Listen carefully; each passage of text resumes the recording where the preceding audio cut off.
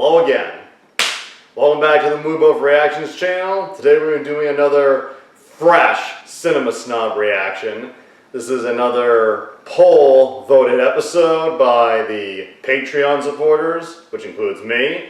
And I am excited to see that the movie I voted for got the pick. To tie in with the new Alien movie coming out, this is Brad's review of Galaxy of Terror from 1981, the Roger Corman produced alien knockoff that take things to a very extreme place, and is also notable for being the film that more or less launched the career of director James Cameron.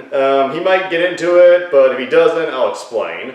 And I'm really excited because this is the film I'm very familiar with. I rewatched this film over and over back in the day, and while it's not the most deep film, like it's definitely a style over substance type movie, it's an enjoyable style movie. And without further rambling, let's watch.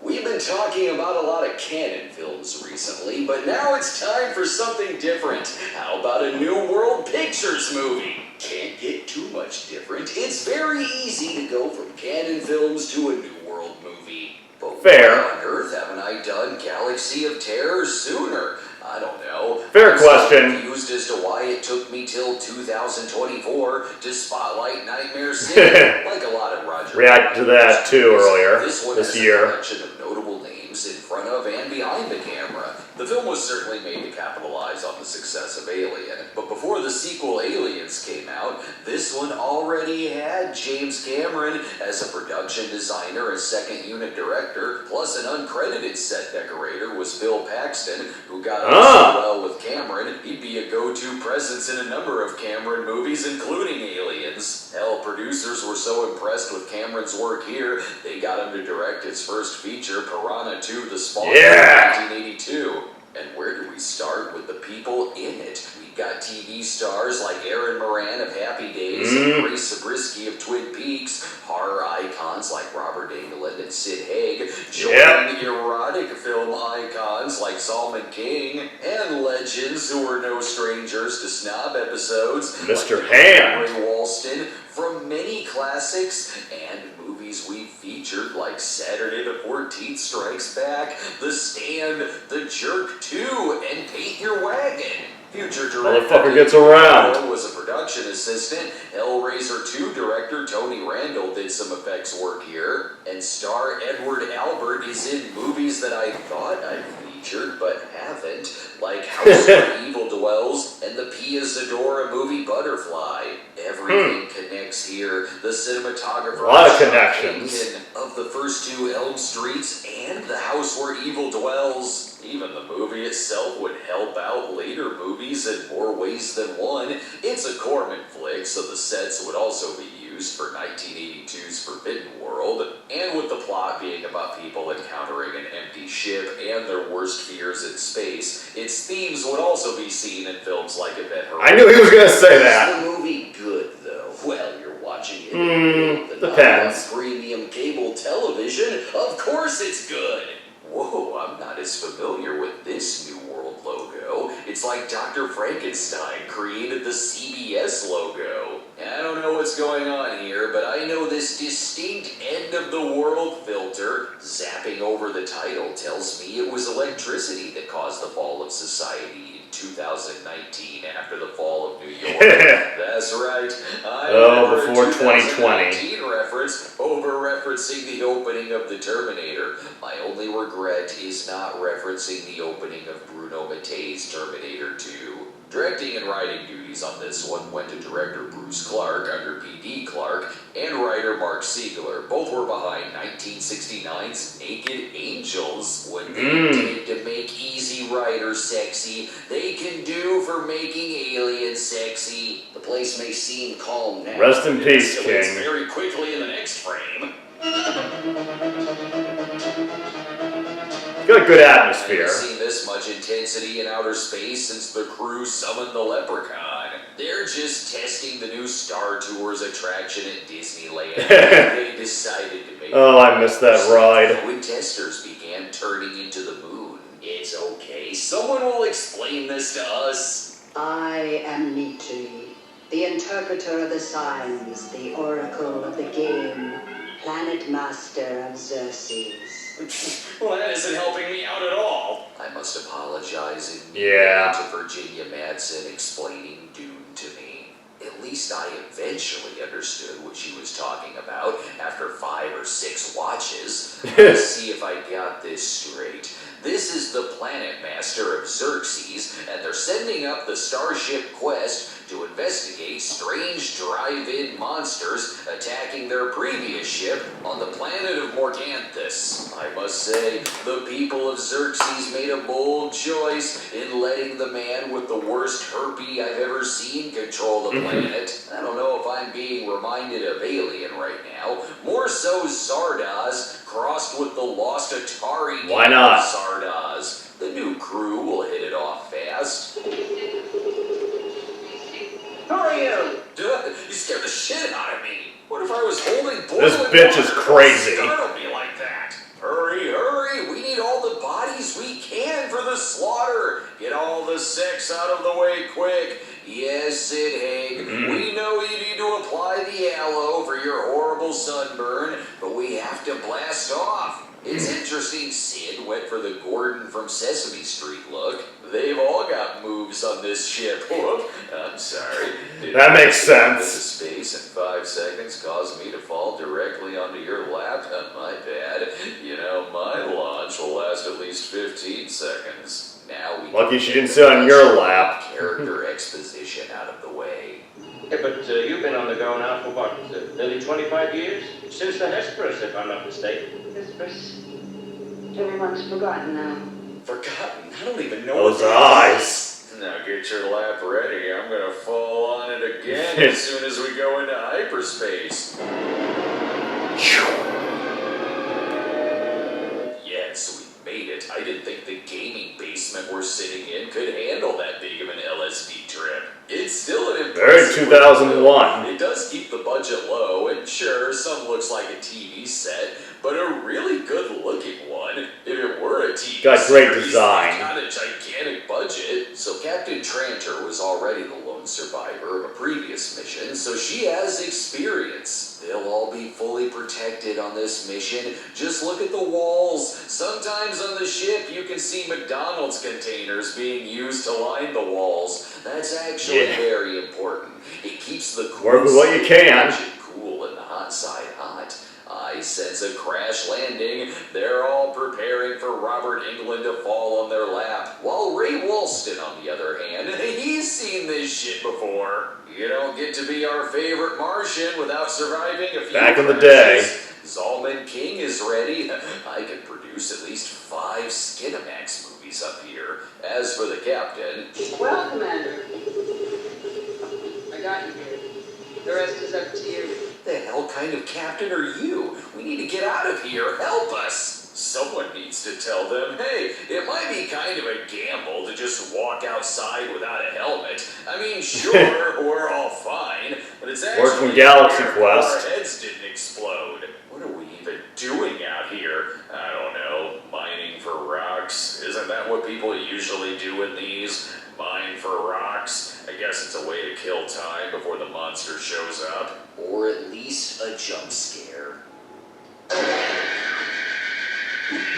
He's already dead, sir. We don't need to desecrate the body. No, don't say Maybe he wanted to do it. We may need that fire for later. He's already dead, Jim.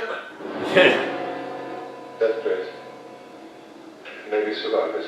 You hear that? There may be survivors. Don't throw sharp objects at them or set them on fire. He can't help it. He's Sid Haig.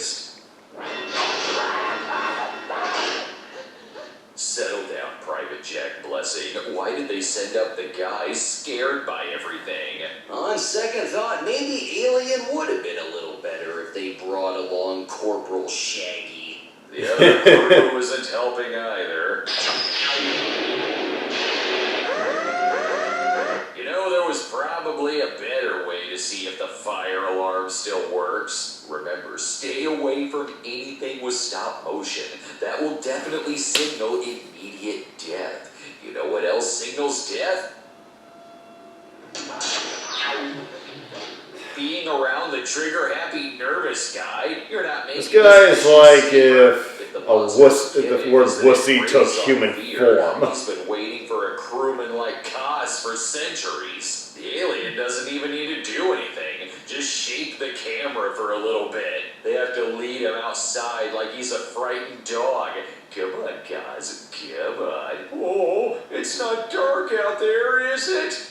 Yes, it is. How in the hell did you ever get your space license? Good question. Break. Even I want to give Kaz a little bit of a breather. Ruthless invaders on a defenseless planet, and a daring band of space adventurers fighting to save it. Some of this footage is in the trailer for Galaxy of Terror, Starts Friday. but not the movie. It is for the best that Kaz leaves. They are much safer without his tomfoolery. When you're trapped in space, don't go with the nervous guy. Always fall in line with the one with the mustache. Really, you can pick anyone else. I love the intense ass stare of Solomon King. I actually do like him as an actor. He's kind of versatile with his intensity. Here he's more straightforward with his gaze, but then in Blue Sunshine, a great freaking film by the way, he gives one of my favorite anxiety-ridden, constantly rocking back and forth and sweat-pouring performances. They're sticking with Could have range. walking towards anything that looks sinister. There, Dracula's pyramid. That should work. Do we have any rock climbing gear? Of course we do. We've got 50-pound backpacks made of plastic that just have some lights on them. Flashlights are a poor man's tool. We gotta go bigger. Also, Bernard Behrens will be our I'm too old for this shit guy. I'm tired of giving orders. I must be going home. Old Vader. No, we're not looking at you, I'm not.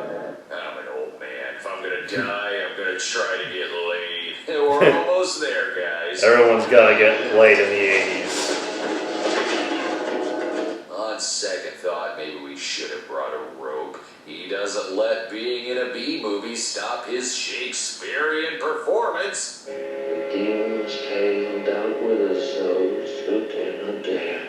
It's a volcano, anus. No need to get deep. Sure, there may not be any survivors from the original ship, but the negative energy was coming from the pyramid. We'd be stupid not to just blanket and go inside for the hell of it. See, we did bring a rope.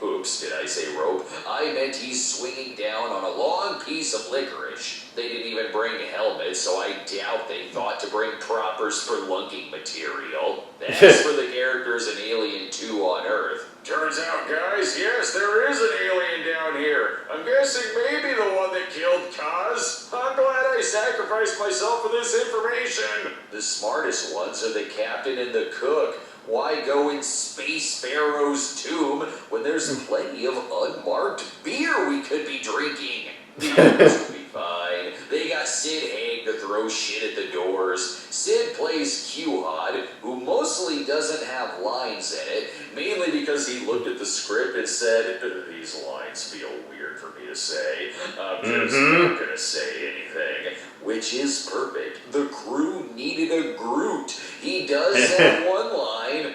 I live and I die by the crystals. Right, that's Good delivery. Groot for I'm on meth. They're always thinking on their feet here. No matter what happens, just keep going. And if a gigantic door closes, you could try to stop it with your own body. What's the worst that could happen? If he's not crushed to death, tiny worms will crawl inside of him and finish the job. He got what's coming to him. It was the crystal that crawled in. Randomly throw spikes in the walls. We're going to do the same thing to you, buddy. Just know that the whole time, Robert Englund will be taking notes. What? We can kill people based on their feet? ears? That settles it. I'm gonna turn one into a cockroach. Well, Taffy O'Connell here is afraid of worms. Just wait till you see what happens to her, or at least the very little I can show of it. Yeah, I don't think you could get away with this scene. Of all the sentimental people in the movie, she's my earliest memory. She was the ring girl in Rocky 2. So this is the most famous scene. More you know. She's a character who is afraid of worms and afraid of sex, so you know what that means. She's gonna bang the worm from Freaked, bro.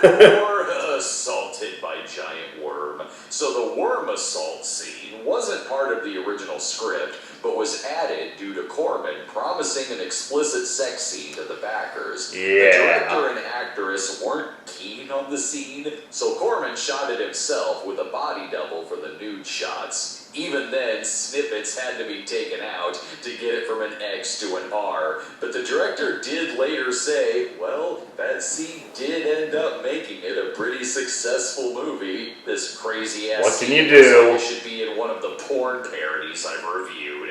I love what the other characters are doing. The hell is going on down there? The worm did what? No. I can't do that as Freddy. I just pretend to be a hot nurse instead. Also, Ray is no longer my favorite Martian.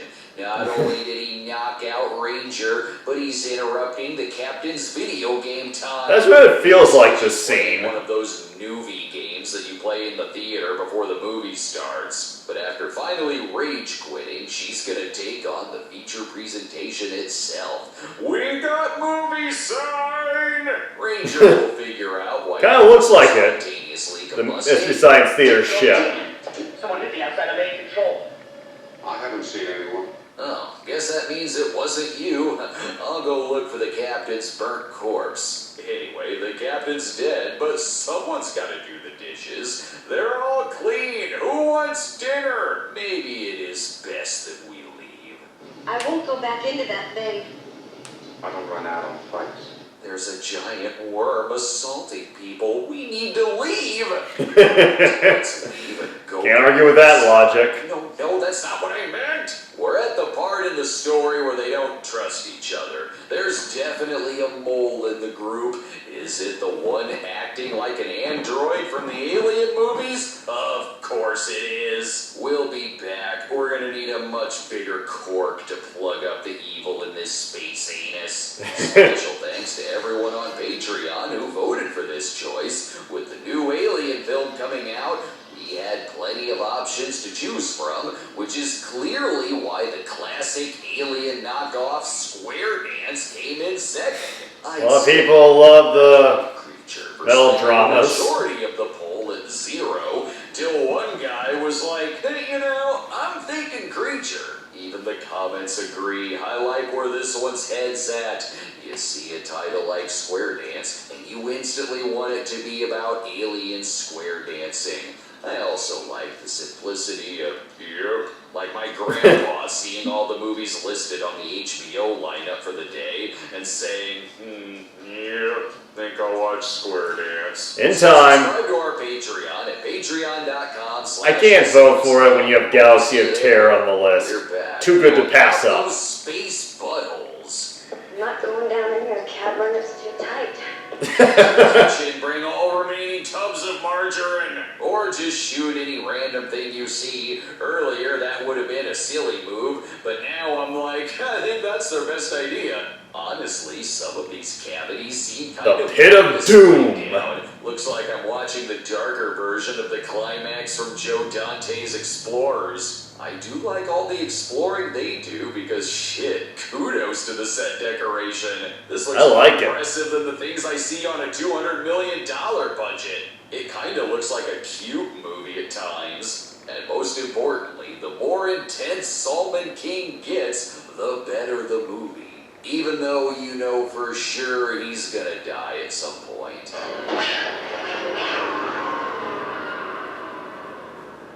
If he landed on his giant backpack lights, he could be fine. England will pick up his intensity. What? I said quit playing the master with your friends, Captain. Oh, buddy.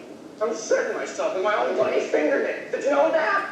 Do you even care? Really, I think the acting is quite good in this. The characters aren't particularly deep, just as long as we know what their fears are. They're giving it their all. Good. And even that still remains pretty surface level. But it's the casting that does elevate that. It's a movie where we see Robert Englund jumped by a much more evil Robert Englund. 3 years before he played Freddy, they knew this guy could sell what's on the page. He does such a good job with his varying looks that it's never confusing which one's good and which one's the evil one.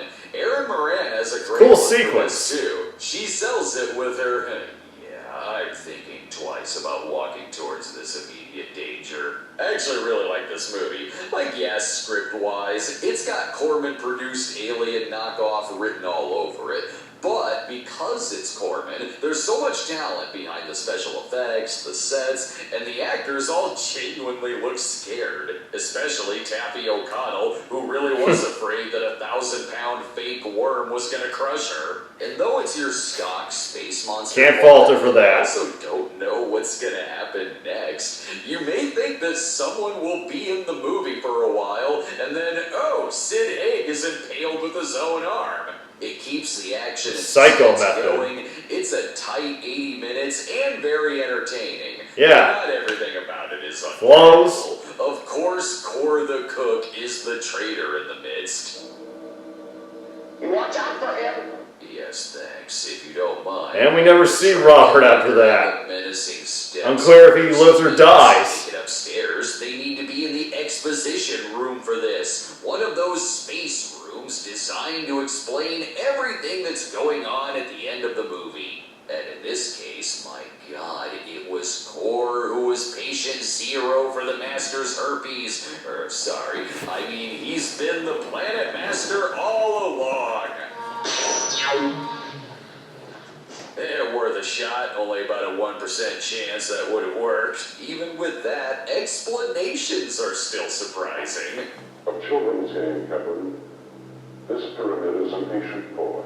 That's right. You know how there's a lot of sci-fi movies that have a toy line? I respect that in this case, the evil ancient pyramid is a children's toy in the movie. It came from an ancient civilization that was used to train their kids to control fear. Wasn't that an episode of Rubik the Amazing Cube? Oh. In this case, it's a that game that he needs to win to perhaps become the new master. He's already got the mustache. I have no doubt he can be a perfect master. But first, he will survive the ghostly versions of the dead crew members. Why? Because it looks really cool. Perhaps the financial backers also wanted hand-to-hand combat. Team America fighting. Sense than the Cloverfield paradox. Didn't I tell you? Always fall in line behind the guy with the mustache. The lighting here is really good too. After this, I'm like, damn, I wish Erin Moran had done more horror films. This is how Joni Loves Chachi should have ended. I guess Cameron won the game though. His prize, he can now shoot Cor and become the new lead singer of Ha-Ha. Also, he's the Planet Master now. What does that mean? He caught the herpes. He's gonna be a much better Planet Master. He's gonna turn the pyramid into the casino hotel that it was meant to be. So with it having that Corman touch, the budget was low enough that it did make a good profit in theaters, and naturally was watched by many people on cable too. It did well enough that we got the spiritual follow-up in '82 with Forbidden World, you know, that Corman-style follow-up where there's no returning characters, but they have similar themes. As for Galaxy of Terror, if you want to see the flick, there's plenty of platforms you can see it on, but we know you're gonna pick Tubi. Why would you want to watch it anywhere else? Thanks for watching. They probably censor it now. Subscribe today and click the notification bell to get alerts on new episodes, and we'll see you next week. Death will surround you. It is the only way. A terrible way. Philosophical. So that was the Cinema Snob's review of Galaxy of Terror. It did not disappoint, and he's right. The film has a lot going for it. It's got great style. The actors, for the most part, put in very decent performances. I'm not sure I agree with him about Erin Moran. I mean, she looks creepy, but for me, she was kind of one of the weaker elements. Robert Englund, he is definitely the scene stealer, and while he's not in it long, Sid Haig, he's a good, tough presence. I agree, the plot could be a little hard to follow if you don't pay close enough attention. The giant worm rape scene, because Brad's had to restrict some of the content that he can show, sadly. I knew he wouldn't be able to show a lot of the worm scene, but I'm glad he went into the backstory on it, and I do think that scene is good in terms of horrifying you. But there is one issue I have with it, and it's what he described as the behind-the-scene reason, that they put it in solely to have nudity in the film, because nudity sells, which, not gonna fault that, but I don't know, did you have to, like, if you just put it in there to disturb, that's one thing, but to put a rape scene like that in there to titillate, that just, I don't know, seems off and weird. I mean, this isn't the Farmer's Daughters. You can't really make rape sexy for the mainstream audiences. The theme of getting killed by your own fear is a very interesting plot choice, and again, I agree, the set design is amazing, especially that giant bridge land at the end where they're walking on the narrow paths. I agree. That is still very impressive to look at over 40 years later. And last thing I'll say is I first found out about Galaxy of Terror from this cheap documentary I saw in high school called The 50 Worst Films Ever Made. And it's not even close to being on my own list of that title, but it introduced me to it, and I'm glad that there's a lot more people that love it, because, yeah, style over substance, but it is an amazing style. I enjoyed the jokes here. Can't list all of them off the top of my head. Just got done filming a big review for my own review show on my other channel a little bit ago, so my energy's on semi-high, semi-low, going in and out. I guess if I, off the top of my head, had to pick a favorite joke, it's where, right before he highlights the rape scene, he says, "She's gonna have to bang the worm guy from Freaked." A movie that more people should know about, and I think that's a good note to wrap up on before I pass out from exhaustion, so see you again, hopefully soon.